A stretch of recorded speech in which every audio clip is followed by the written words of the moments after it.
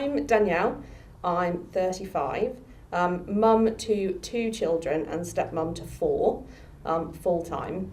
The person I care for is one of my children, Amy. She is 11. She recently got an autism diagnosis after a very long battle to get her needs assessed. She has sensory processing difficulties, she has a complex bowel issue, and major anxiety. So her care needs are quite severe and quite all-encompassing for us as a family and me as her primary caregiver. So from the minute I wake up, it's waking her up, which is tough in itself, and then helping her and supporting her deal with her anxiety and her feelings about the day that she's about to face. When we get to school, we hand over. That's not necessarily where my role finishes for the day, as it might for other parents. I often have to go back to school or have to speak to her on the phone because she is an incredibly complex child who will only open up to very few people. So school will recognise that she's not coping, but she won't be able to articulate what she's not coping with. And then after school, we get a very big period of processing time for her that can include screaming, shouting, physically trying to hit herself, hiding, vomiting sometimes if her anxiety is really high, crying. So again, my role then is to support her to be safe and process everything that she's feeling, and help her understand why she's feeling that and how we can move forward. And then as we get into the evening, the anxiety grows again about going to bed. She really struggles to separate from me at bedtime, and we don't sleep well. We are often up 3 or 4 times in a night, for anywhere between 20 minutes to an hour. So all through the night, her care needs continue, both for anxiety and her bowel need, because her bowel will stimulate through the night because of some medication she takes. So a lot of self-care needs during the night. And once we eventually get to what I call our big period of sleep, she sleeps, I prepare everything ready for what will be the next morning and the next bit of support that she needs. And then hopefully I manage about 3 or 4 hours before we get up and we start the whole process again. I was living in Australia for 11 years, and then my mum was diagnosed in England with Alzheimer's disease and vascular dementia. So I moved back to live with her and care for her. So I've been doing that for just over 3 years, 3 months, I think. I think that there's a lot of people struggling to get support, especially financial support. When I came back, I was applying for income support, was told I had to wait 3 months because I was new back in the country. Waited for 3 months, they then told me I wasn't entitled to income support because I wasn't entitled to carer's allowance for 2 years. So until I got carer's allowance, I couldn't get income support. And I ended up fighting for 9 months. I rang DWP 3 times about that, and each time they told me I wasn't entitled.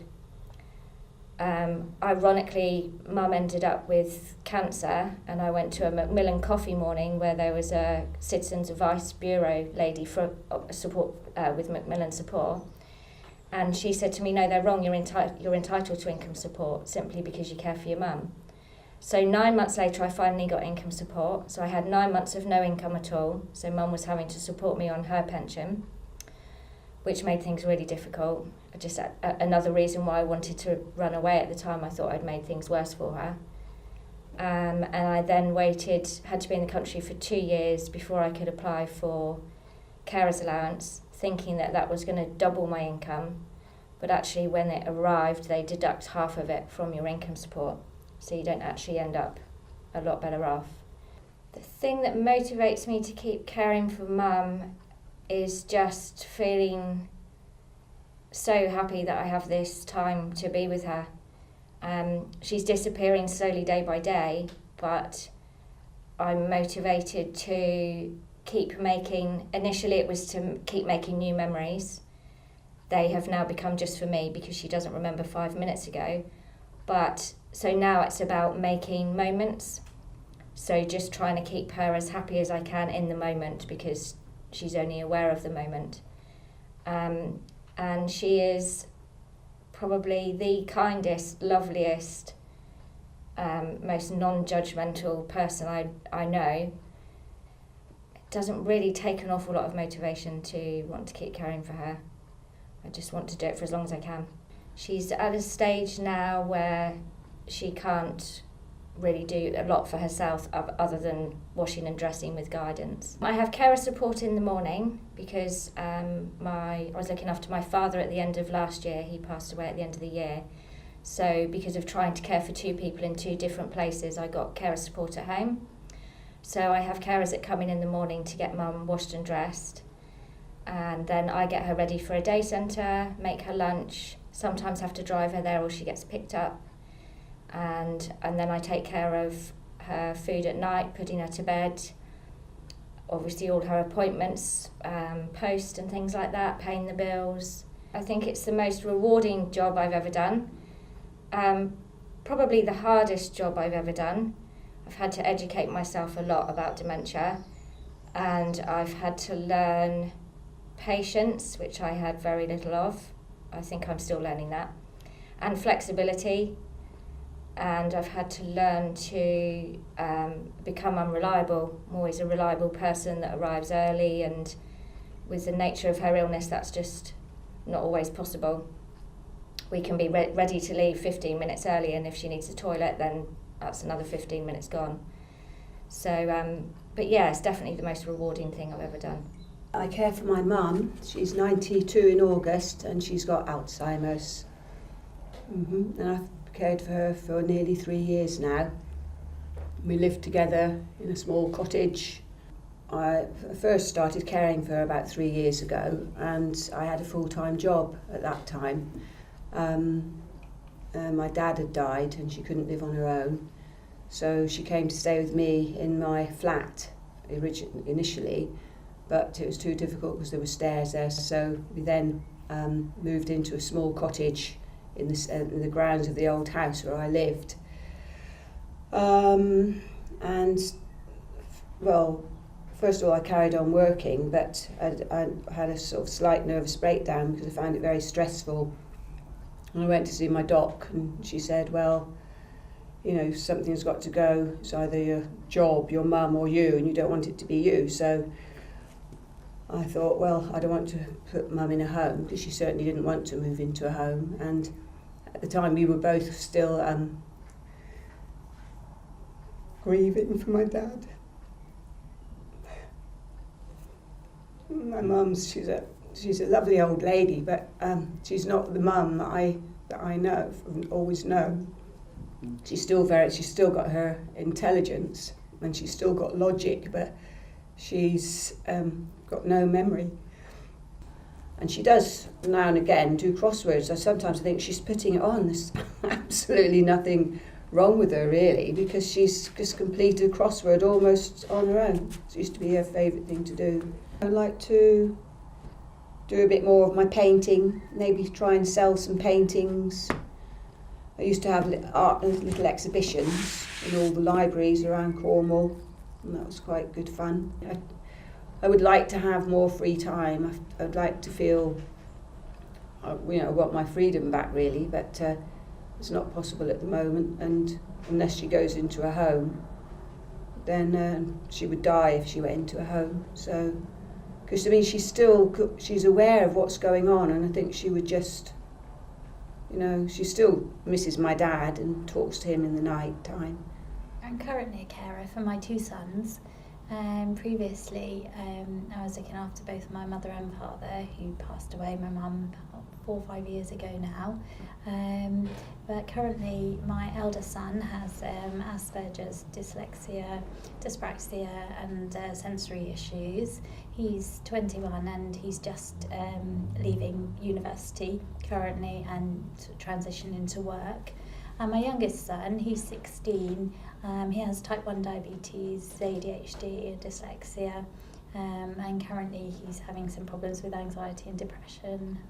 With the diabetes, that is quite a fixed routine. My son has to test his blood sugars about at least 8 times a day. He has an insulin pump which is attached via tubing to his body, which administers insulin to him 24/7. and we have to program into the pump all the data for it to work properly. He's hypo-unaware at night, which means that his blood can dip quite low at night and it doesn't wake him up. So I have to check him in the night. Usually 3 a.m. is when it seems to dip due to the hormones in the body. So I usually check him around 3 a.m. But if his blood's been high before, or if he's eaten a large meal or exercised, then I'll check him other times through the night. So I may have to wake him up to have some sugar. My eldest son, who has Asperger's, he has difficulties with still executive function, so planning. Any change of routine is upsetting for him. So he needs to keep to quite a fixed routine, and he needs to be reminded to have his food and make sure he's got food and drink with him. He also needs to offload quite a lot emotionally, so if he's in late from uni, he's had a particularly difficult day, then he will need to sit and talk through. I think it was about an hour and a half last night while he was sort of offloaded, and talk things through. And then he doesn't sleep very well, so he'll get up in the night. But to actually process, it helps him to process what he's experienced through the day. And generally helping him with practical things that he has to do, forms, cooking, and being available for him.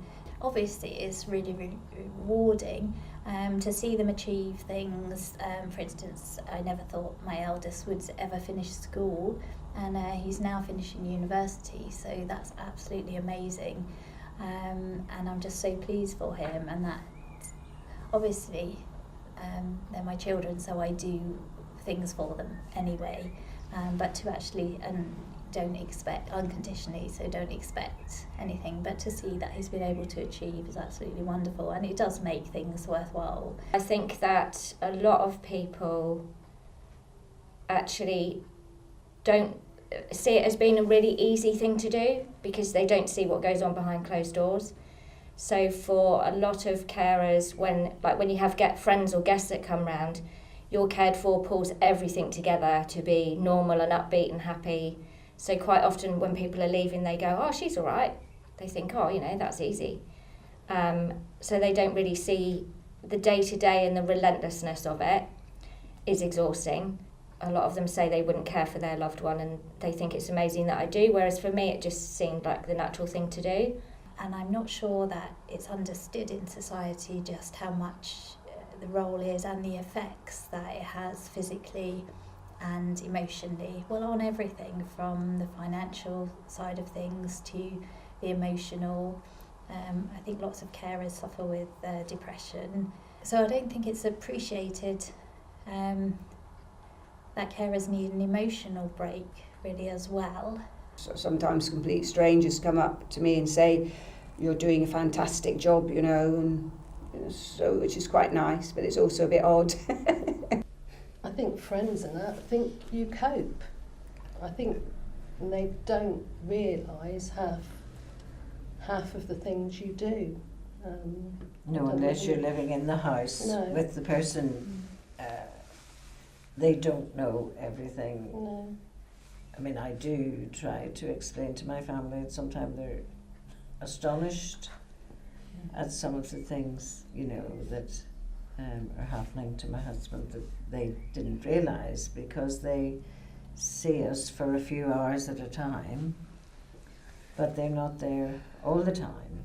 I lost a lot of friends because I just couldn't go out and catch up with them, and they'd say, and I think they think you're being antisocial, but it's and then you get to the point you can't go. You can't go, and then you don't want to go. Yes. And you get to that vicious circle of, they say, oh well, you can't be bothered. And then they don't ask anymore. And they don't ask, and they all just sort of drop away. Once you as a couple are out of circulation, sight, you're out of mind, and your friends do drop off because you can't be involved in the social life that you were in before, but your friends do drop away. I'm Bernie, and I'm one of the directors of PROMAS. We've been working with unpaid carers since 2011. My background is in mental health and education, And that's two of the things that we bring to a lot of the courses. So although we teach on the courses, Jenny and I, we also run the company and do everything that involves. And I'm Jenny, and I'm the other director. And again, I've been working with Bernie for a long time, before we even started the business. But both had experience of caring roles, and we're very passionate about supporting carers to manage their caring role. So we offer a variety of courses under every topic. So it might be stress management, coping strategies, helping to care for someone who's experiencing mental ill health. We run courses to help people learn new techniques and coping strategies, and in order really to help them maintain their own well-being and their caring role. We decided to apply for just a small amount of money from the lottery, wasn't it, to try a pilot. So we tried a pilot. We only ran 4 courses, and we could have run about 8 courses. Yeah, they were and I really think they were. And I think what we realised right at that time, we did a lot of research, was the support for carers out there. There just wasn't a lot of support for them emotionally and psychologically, was there? And actually, so many carers become unwell because of their caring role. And the biggest thing that came up was that carers didn't get any emotional support really at all. So we decided that we would write a course that are really, I suppose, essentially around personal development, and they help people to cope, to manage, to get different strategies, and help them to understand the illness of the person they're caring for. And it just grew from there, didn't it? So it just grew, and we managed to get funding from the lottery. We've got the office, so we now have 5 bank tutors. So funding from the council. Yeah, funding from the council. So there is a big need out there. I sat every course that was available, and that October they asked me to become a non-exec director. So now what I do is go to find support groups and talk to them about Promise, talk to them about what we offer and how it's benefited me, how it's helped me in my caring role. Yeah, which is a really rewarding thing to do. It's very easy to sell something that you 100% believe in and is completely free. Say it changed my life has been an understatement. From day one, the support, the understanding, the light bulb moments on every course that I've done. And it's just lovely to go there with other carers, and you completely forget your caring role for a few hours. And yes, I find it really beneficial. I can't tell enough people about it. It was just such a welcoming, supportive environment. Within a few hours, my whole perception of my caring role and myself was beginning to change. The guys I met at Promise are fantastic. That is something I do definitely want to say. I was very nervous and wasn't sure that I should be there. And actually, by the end of it, it was just like, I can't believe I had that thought. They were so open and honest and relatable that I've told everybody I know, literally everybody I know. Every time I see someone, I'm like, let me tell you about this thing I did, and let me tell you about these people, and let me tell you about this organisation.